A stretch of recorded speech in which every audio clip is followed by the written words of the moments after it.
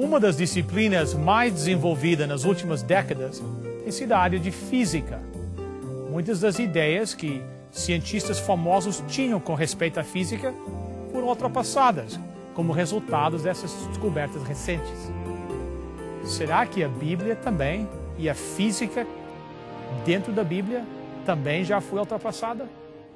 Fique conosco para uma conversa com o nosso convidado especial, Dr. Revelino Montenegro.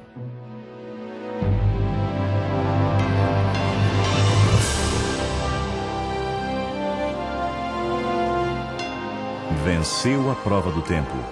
O livro de Deus, a Bíblia. Ainda relevante neste mundo complexo. Está escrito, partilhando mensagem de esperança ao redor do mundo.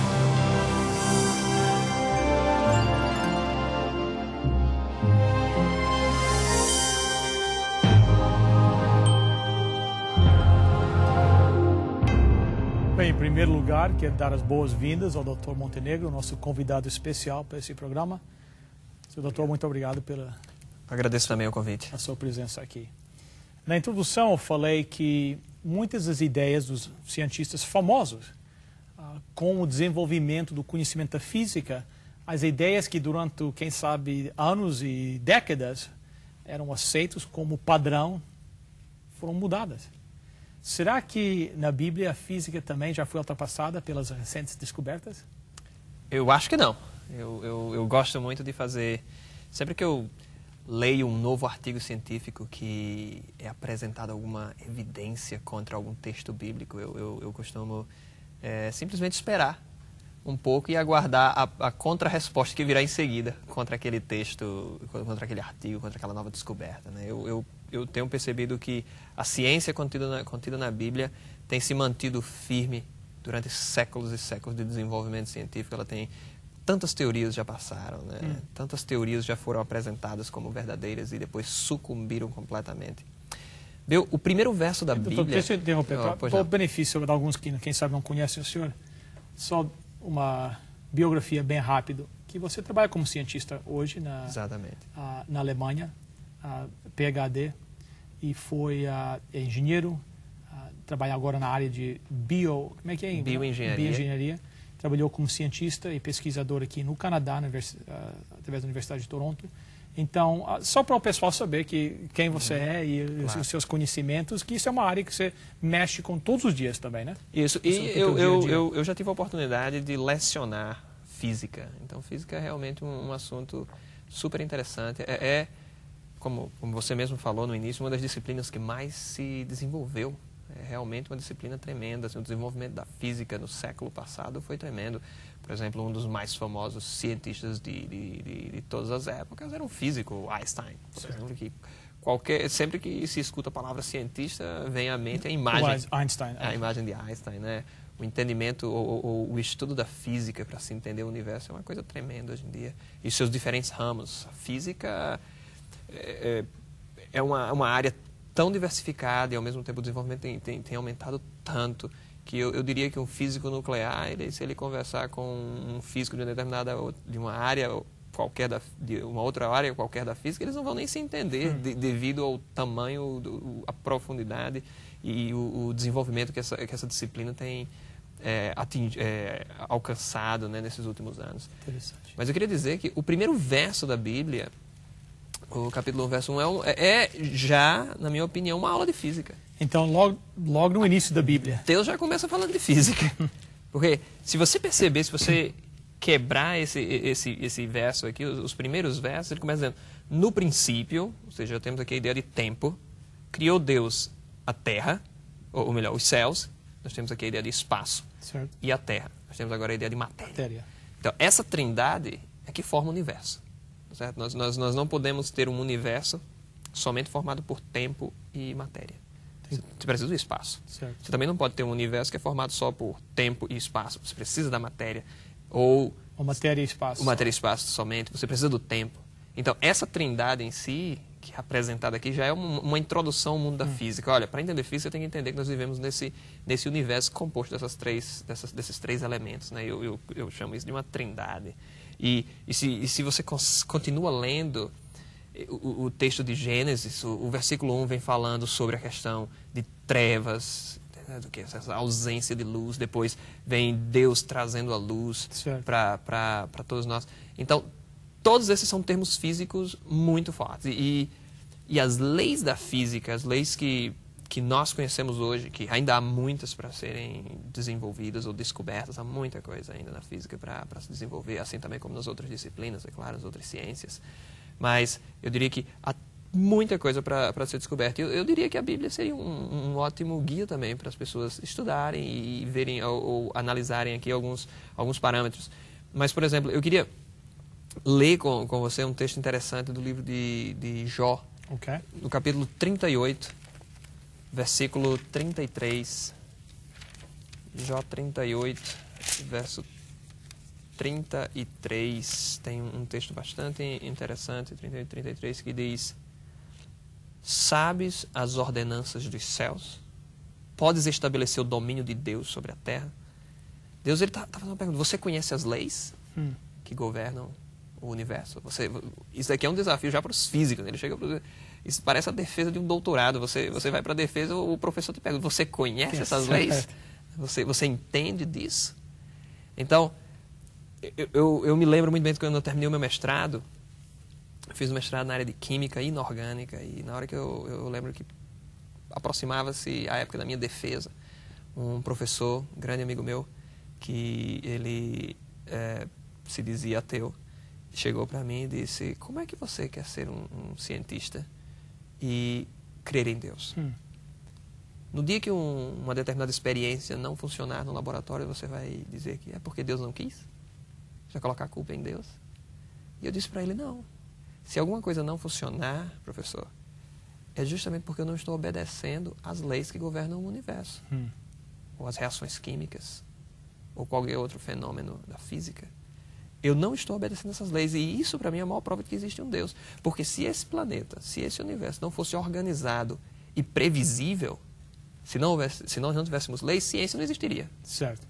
Primeiro de tudo, para que eu iria ter lei da gravidade, leis da termodinâmica, leis dos movimentos, se não existisse essa possibilidade de se prever o que vai acontecer? E se há essa possibilidade, é porque existe alguma ordem. É porque existe um regulamento, existe uma maneira como as coisas do universo, elas caminham, como os fenômenos ocorrem. E os grandes cientistas, eles simplesmente observaram isso e começaram a criar suas leis. Um exemplo clássico disso é o de Isaac Newton. E para aqueles que não sabem, Isaac Newton, ele foi um tremendo conhecedor da Bíblia. Isaac Newton escreveu livros sobre profecias bíblicas. Ele lia a Bíblia constantemente, ele acreditava em Deus. Ele utilizava a ciência para tentar provar que Deus existia, que esse universo... A própria ideia da mecânica determinística, né, que foi desenvolvida por ele, ele começou a ter esse pensamento, né, que essas coisas são previsíveis, que há uma determinação em que direção certas coisas irão ocorrer, baseados em textos sobre predestinação, em coisas desse tipo que tem um fundo teológico. Então, ele começou a desenvolver a sua ciência nesse sentido. Então, mais uma vez eu digo, se o mundo, o seu universo não fosse previsível e organizado, a ciência existe para quê? Eu li no outro dia que perguntaram ao famoso cientista Stephen Hawking se, sendo cristão e acreditando em Deus, é um obstáculo para ser cientista. Ele respondeu: se fosse, então Isaac Newton não tinha descoberto nada. Isso é uma tremenda de uma resposta, porque nós teríamos tido problemas seríssimos. Assim foi com Kepler, foi com Galileu e muitos outros cientistas que hoje ainda estão trabalhando e tiveram suas inspirações, assim, o seu desejo de conhecer mais e se aprofundaram na ciência porque queriam entender mais o mundo, o universo desse Deus. Deus nos convida a isso, realmente. Outro me falou no outro dia que entre, quem sabe, os 30 ou 40 melhores cientistas do mundo mais reconhecidos, uma boa porcentagem deles hoje reconhecem a Deus e são cristãos. E uma coisa que 20, 30, 50 anos atrás seria quase impossível. Mas mais e mais cientistas estão reconhecendo que a ordem, que essas leis, essa ordem que existe no universo é incrível. Tem que ser resultado de uma mente superior, de uma mente brilhante, de um criador que ele organizou tudo isso. E isso realmente... Eu vou dar um exemplo claro disso. Existe uma lei na física, chama-se a lei da conservação de massa e energia. Que você já ouviu essa lei? Nada se cria, nada se perde, tudo se transforma. Certo. Está escrito na Bíblia. Vamos lá em Eclesiastes. Livro de Eclesiastes, no capítulo 3, verso 14. Na Bíblia diz: sei que tudo que Deus faz durará eternamente. Nada se lhe deve acrescentar e nada se lhe deve tirar. Isso faz Deus para que haja temor diante dele. Então, esse texto está dizendo assim, olha, não se pode criar nada, não se pode... Tudo que existe hoje pode ser transformado. Certo? Eu lembro que há um site na internet sobre ciência, e um garotinho escreveu uma pergunta bastante interessante. Ele escreveu: com a construção de tantos prédios que nós temos no planeta, será que o planeta não vai ficar pesado e vai cair um dia?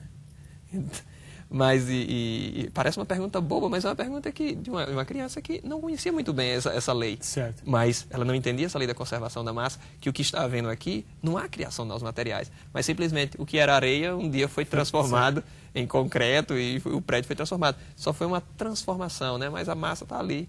E essa lei já estava descrito aqui, uma lei que é real, que é absoluta, não há como fugir disso. E a Bíblia trazia essa lei física aqui. A própria ideia de um Deus transcendental, de um Deus invisível, é para nós uma maneira de nos fazer, para que a gente consiga entender certas coisas que nós não conseguimos enxergar. Por exemplo, ninguém enxerga força da gravidade, ninguém enxerga campo magnético, campo elétrico. Lógico. Mas essas coisas existem. E as leis da física existem para nos dar uma direção, nos dar uma ideia de como isso funciona. Eu fico encantado porque quantas pessoas tomam a ferramenta que foi criada por Deus, que é a ferramenta da física, a ferramenta da ciência, e se voltam contra o próprio Criador, né? E querem utilizar isso. Eu dei uma apresentação recente, eu fiz uma palestra em Berlim, e eu estava fazendo uma palestra sobre ciência e a Bíblia. E o que foi que eu fiz? Eu apresentei fotos de cientistas famosos. E eu perguntava às pessoas: vocês sabem quem é esse homem? E ninguém sabia. Eu apresentava o nome do cientista. E as pessoas falavam: não sei quem é. Eu disse: foi ele que inventou tal coisa. Inventou a aspirina. O outro, o Thomas Edison. Ninguém reconhecia a foto do Thomas Edison. E coisas desse tipo. E eu fui mostrando, e eu cheguei ao ponto e disse: sabe por que vocês não conhecem essas pessoas? Porque eles foram grandes cientistas. Eles inventaram coisas tão grandes que vocês tiraram o olhar do cientista e focalizaram na criação. Na criatura, né? Yes. É o mesmo que ocorre com Deus. Por isso que existem ateus. A criação de Deus é tão tremenda, é algo tão maravilhoso, é algo tão magnífico, que as pessoas não conseguem mais simplesmente olhar para Deus, só olham para a sua criação. Interessante. E aí adoram a criação. O livro de Romanos fala isso, que as pessoas passaram a adorar a criatura e não o Criador. E Deus deixando bem claro que Ele é o Criador de todas as coisas. Mas as leis da física, na minha opinião, são ferramentas maravilhosas para entendermos esse planeta, para entendermos o mundo ao nosso redor. E essa lei da conservação da massa e energia é um exemplo claro disso, que não dá para se criar nada, não dá para... mas somente nós vamos transformar de uma forma para outra. Uma outra lei que é difundida em toda a Bíblia e que é muito comentada entre os estudiosos da Bíblia e os criacionistas, por exemplo, é a segunda lei da termodinâmica. É algo óbvio que o universo inteiro está caminhando para um estado que nós chamamos de maior entropia, ou seja, a desorganização está aumentando, né? O que é mais fácil, organizar ou desorganizar, né? Ou bagunçar? Claro que é bagunçar. Então, isso. Então, a Bíblia mostra essa figura. A Bíblia deixa claro: olha, o universo inteiro está caminhando para um estado de destruição, de bagunça. Essa própria lei vai contra, por exemplo, teoria da evolução, né? Não, nós estamos caminhando no caminho contrário, uma maneira, um estado de mais organização. Eu escutei recentemente uma frase de um cartunista, o Scott Adams, que publica uma tira, cartoon muito famoso, Dilbert.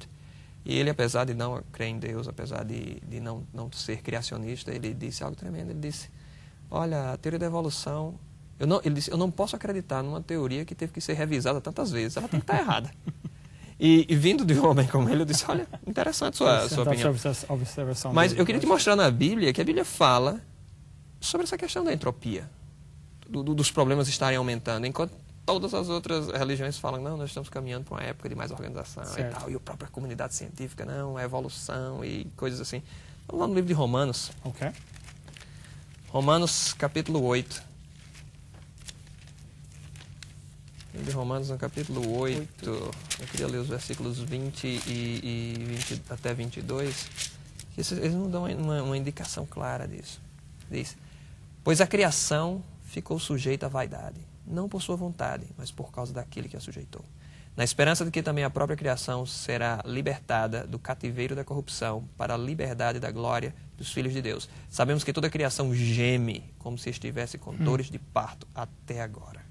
Olha só esse termo de gemer, de sofrer. Está mostrando que o universo, que a criação, ou seja, aquilo que Deus criou, está padecendo, né? Está passando por problemas, está sofrendo cada vez mais.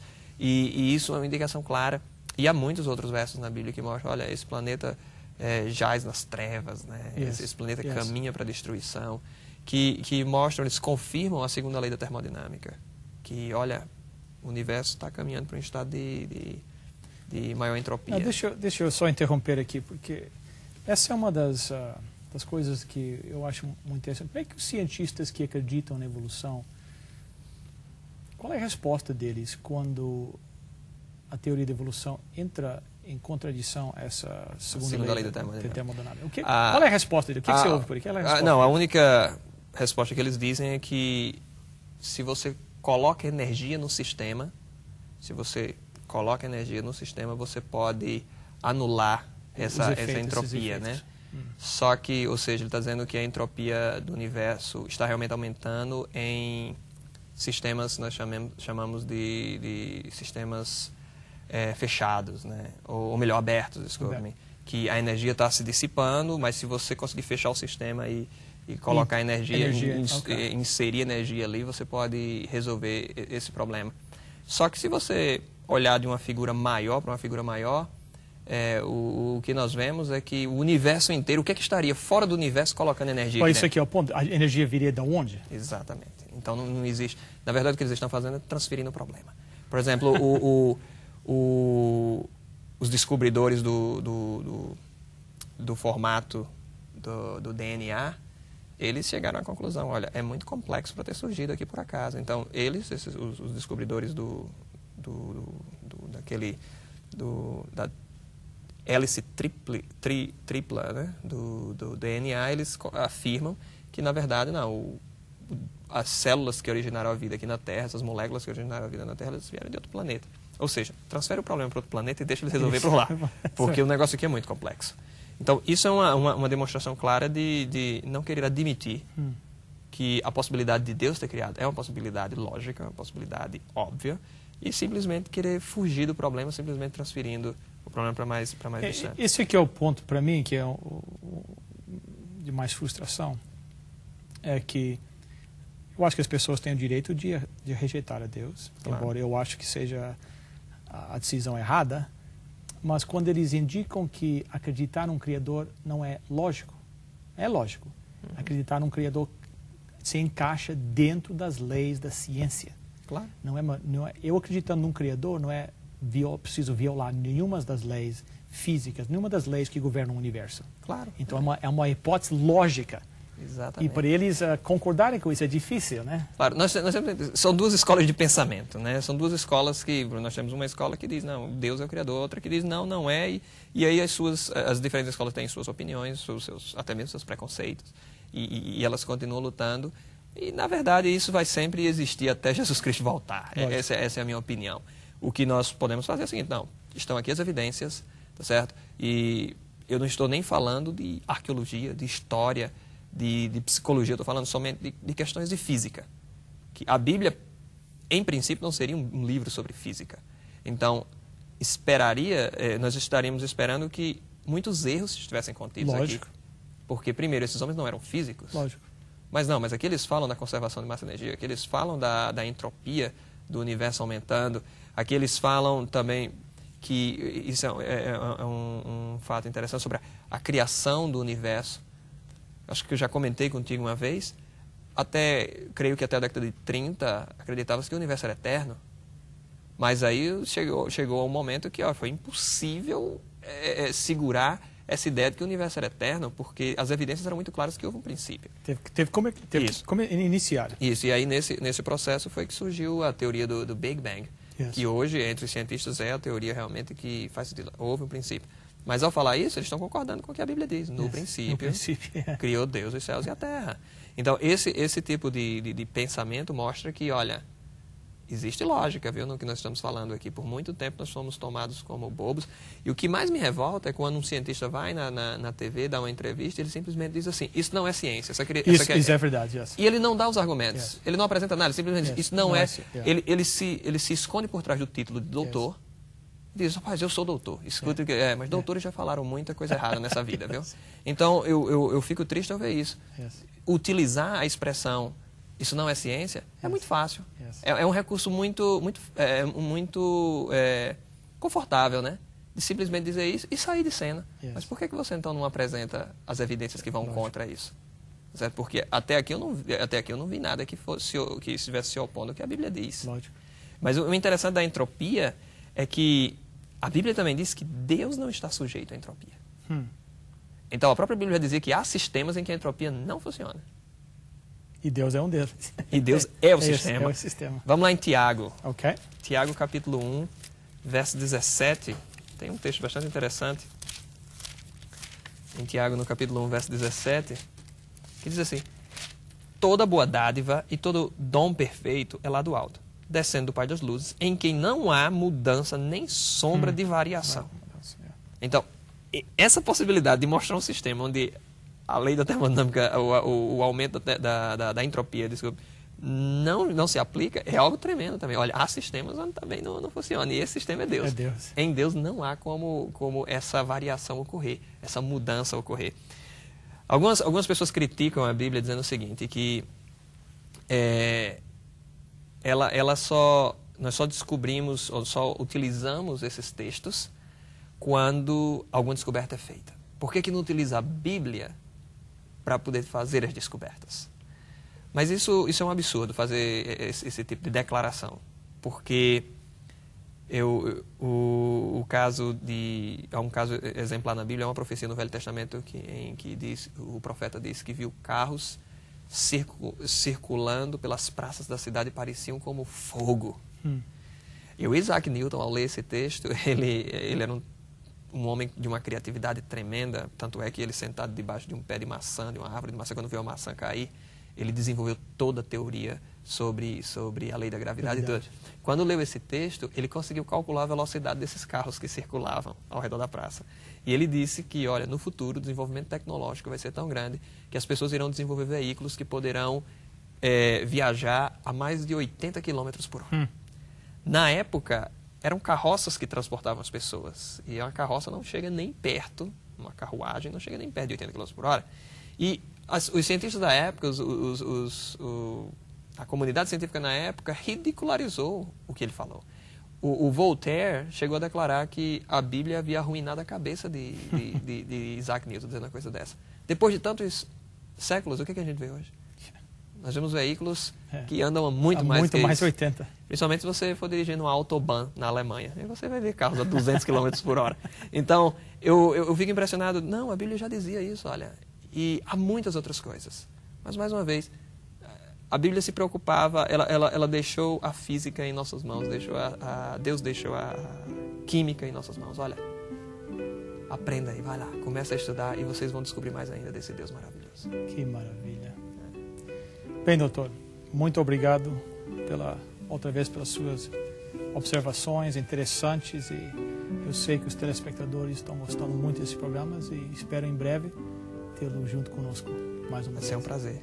Vamos terminar nosso programa com uma oração. Nosso Deus e nosso Pai, como nós te agradecemos por tudo, pelos milagres que o Senhor faz diariamente.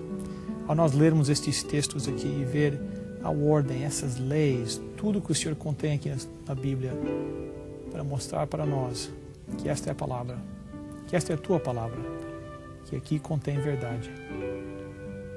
Deus, a nossa oração hoje é que todo telespectador possa abrir a sua Bíblia e lê-la, estudá-la e lá encontrar um Deus misericordioso, um Deus de amor. Esteja com cada pessoa ouvindo a minha voz hoje. Nós te suplicamos, em nome e por amor de Jesus. Amém.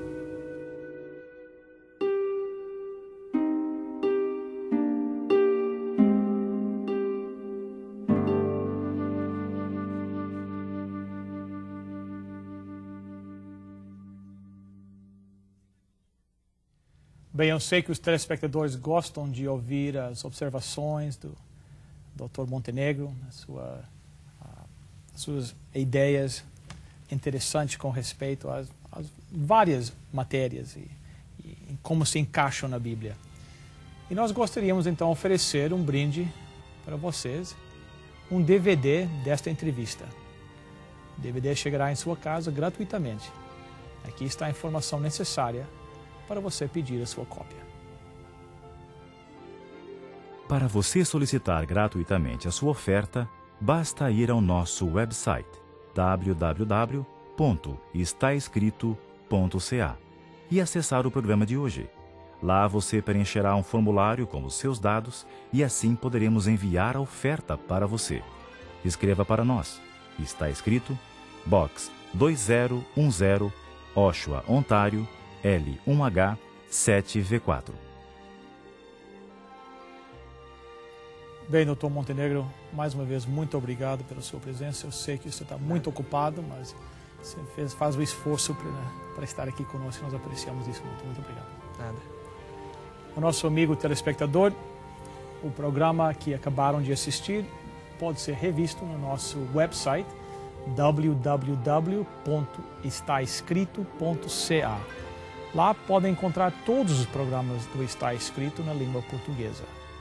Espero que possam visitá-lo e fazer uso desse recurso. Bem, até a próxima semana. Eu prometo estar aqui mais uma vez com mais um programa do Está Escrito, mesmo horário, mesmo canal. Até lá, lembre-se, está escrito: nem só de pão viverá o homem, mas de toda a palavra que procede da boca de Deus.